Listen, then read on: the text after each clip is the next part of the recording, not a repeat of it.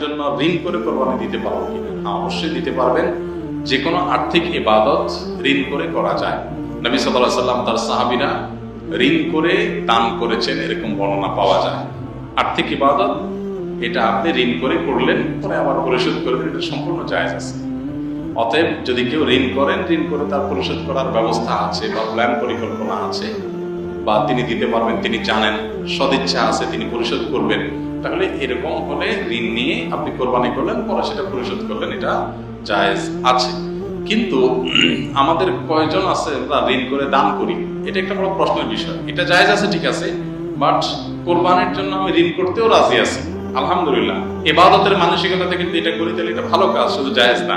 কিন্তু প্রশ্ন হলো, আমি একজন মানুষকে দান করব, উপকার করব, এখন আমার হাতে টাকা নাই, পরে বেতন আসলে আমি দিয়ে দিব, আমি ঋণ করে কয়বার আমি দান করি?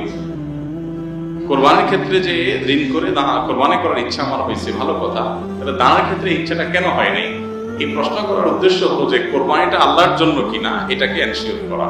এটা না হয় যে গোশতের জন্য করতেছি, তাহলে দান ঋণ করে করলাম, পরে আমি পরিশোধ করবো, বা মুখ চক্ষু লজ্জা থেকে বাঁচার জন্য করলাম, পরে আমি সেটা পরিশোধ করবো, এরকম যেন উদ্দেশ্য না থাকে। বাকি মোটা থাকে জিনিসটা কি আছে, জায়েজ আছে।